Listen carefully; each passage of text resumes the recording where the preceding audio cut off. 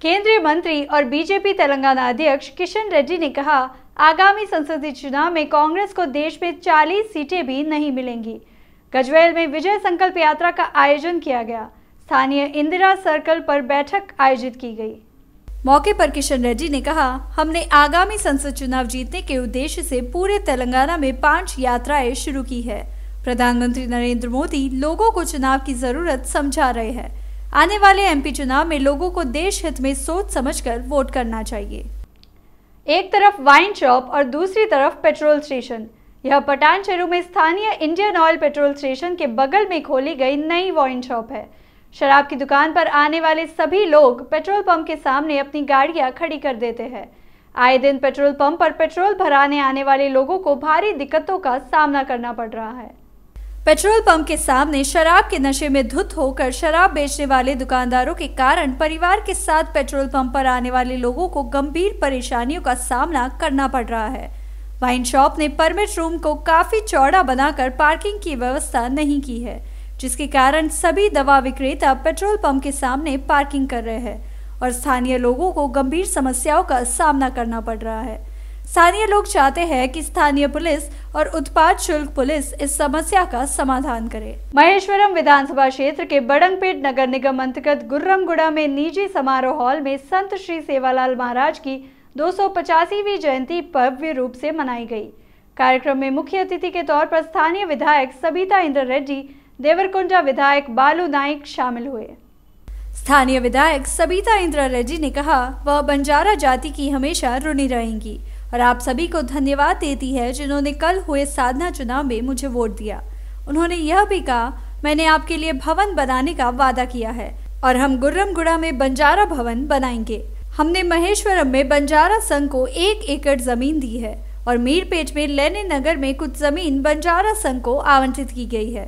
तेलंगाना राज्य लंबाड़ा अधिकार संघ के प्रिय देवरकुंडा विधायक बालू नाइक ने बंजारा भवन की स्थापना के लिए पिछली सरकार को धन्यवाद दिया।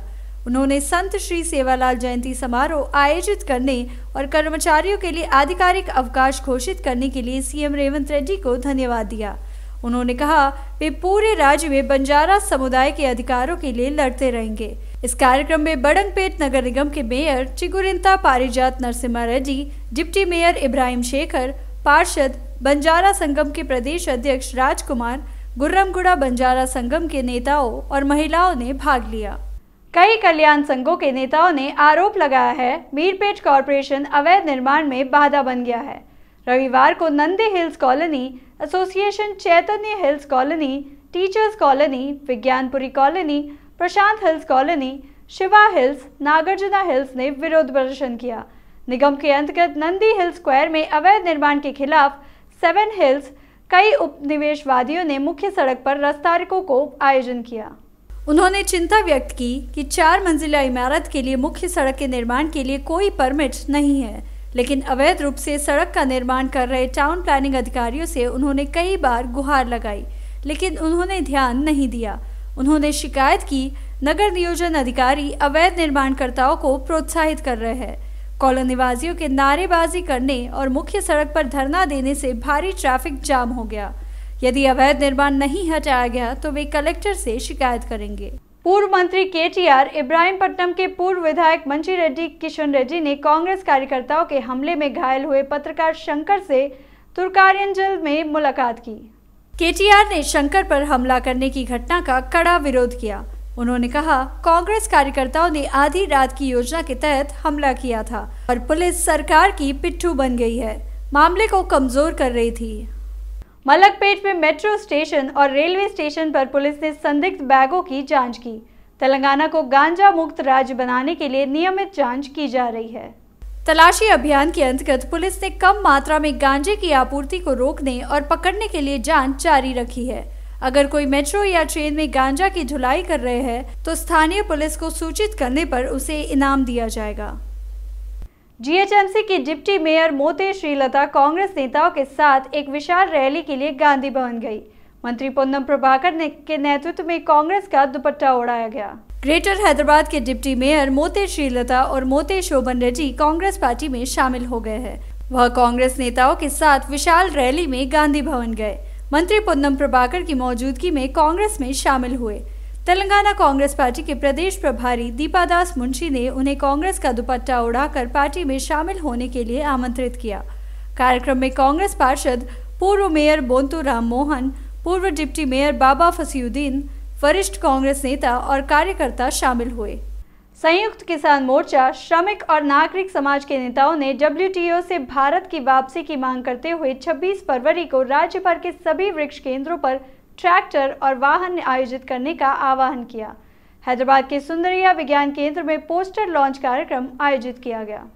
बाद के SKM के राज्य संयोजक T सागर, V प्रभाकर, पल्लपू उपेंद्र रेड्डी, R वेंकटरामुलु, गौनी अयलेया और डेविड ने कहा, केंद्र सरकार कृषि क्षेत्र को विदेशी कॉरपोरेट्स से बांधना चाहती है।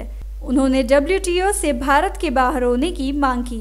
26 फरवरी को अबू धाबी में WTO सम्मेलन के उद्घाटन के साथ SKM ने उसी दिन WTO छोड़ो दिवस के रूप में मनाने का आह्वान किया, जिससे भारत सरकार को किसानों को MSP नहीं देने के लिए मजबूर होना पड़ा और WTO पर सीधे नकद हस्तांतरण की वकालत करके PDS को वापस लेने के लिए दबाव डाला गया।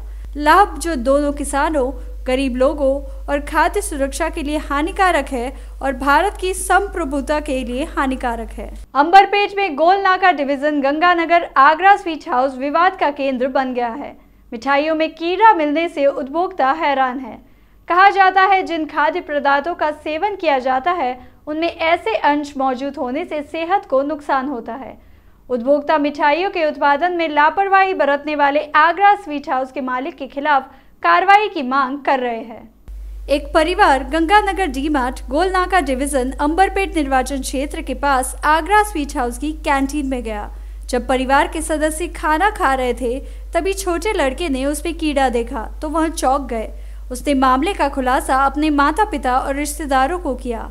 आगरा की मिठाई की दुकान के मालिक से पूछताछ की गई तो उन्होंने न सिर्फ बदतमीजी की बल्कि परिवार के लोगों पर गुस्सा भी किया। यहाँ तक दुकान में उनके गोदाम में खाद्य सामग्री का निरीक्षण किया तो जगह जगह न केवल सड़ी गली सामग्री दिखी बल्कि उसमें केचुए के भी दर्शन हुए। जब दुकान के मालिक ने पूछा ये सब क्या है तो उसने जवाब दिया ये वही है और इन्हें हल्के में नहीं लेना चाहिए। परिवार के सदस्यों द्वारा स्थानीय पुलिस और GHMC अधिकारियों से शिकायत करने के तुरंत बाद GHMC और पुलिस ने दुकान को जब्त कर लिया। परिवार के सदस्यों ने अनुरोध किया GHMC अधिकारी 15 दिनों में एक बार प्रत्येक मिठाई की दुकान में भोजनालयों की निगरानी करे। उन्होंने चिंता व्यक्त की कि दूषित भोजन खाने से उनका स्वास्थ्य बिगड़ रहा है और उनके बच्चे बीमार पड़ गए हैं। स्थानीय लोगों ने GHMC अधिकारियों से तत्काल कार्रवाई की मांग की। गृह ज्योति योजना की शुरुआत की समय सीमा तय हो गई है। हैदराबाद शहर में सार्वजनिक प्रशासन द्वारा दिए गए आवेदनों की जांच 100% पूरी नहीं होने के कारण अधिकारियों और उपभोक्ताओं दोनों चिंता में हैं। गृह ज्योति योजना की शुरुआत की समय सीमा तय हो गई है। शहर में प्रशासन द्वारा दिए गए आवेदनों की जांच 100% पूरी नहीं होने से अधिकारियों और उपभोक्ताओं दोनों चिंता में हैं। कुछ उपभोक्ता AE से संपर्क कर रहे हैं कि उनके घर पर आधार व खाद्य सुरक्षा कार्ड लेने कोई नहीं आया है। वरिष्ठ अधिकारी फील्ड में काम करने वाले इंजीनियरों और कर्मचारियों को चेतावनी दे रहे हैं कि यदि योजना शुरू होने के बाद पात्र उपभोक्ताओं ने जीरो बिल नहीं आने की शिकायत की तो वे जिम्मेदार होंगे। गृह ज्योति योजना के लिए लोक प्रशासन में बड़े पैमाने पर आवेदन किया गया है। बिजली कर्मचारियों ने इस माह के बिलों के साथ ही खाद्य सुरक्षा, आधार और मोबाइल नंबर की जानकारी भी जुटाने का काम शुरू कर दिया है। हालांकि इसे इस महीने की 15 तारीख तक पूरा करने का लक्ष्य है, लेकिन मैदानी स्तर पर रजिस्ट्रेशन पूरा नहीं हो सका है।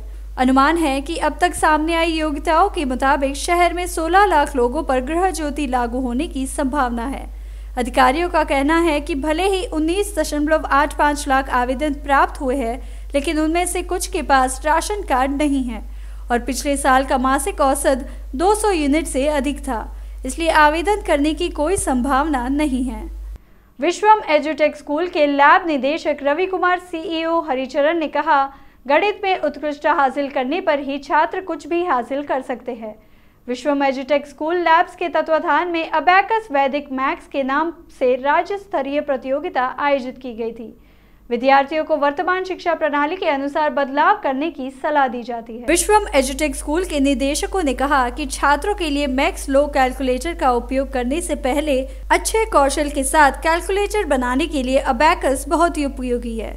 उन्होंने कहा कि दिमाग की सोचने की गति भी बढ़ती है। आयोजकों ने कहा कि इस कार्यक्रम में तेलंगाना और महाराष्ट्र के 170 स्कूलों के 400 छात्रों ने भाग लिया और सर्वश्रेष्ठ प्रदर्शन करने वाले छात्रों को स्मृति चिन्ह और प्रमाण पत्र से सम्मानित किया। उन्होंने कहा कि विद्यार्थियों के लिए कंप्यूटर, अंग्रेजी के साथ साथ अबैकस का ज्ञान भी बहुत जरूरी है, तभी वे सभी क्षेत्रों में आगे बढ़ सकेंगे। इस कार्यक्रम में विश्वम एडुटेक कंपनी के संस्थापक PPR प्रसाद, तस्मा सलाहकार यादगिरी शेखर राव ने भाग लिया।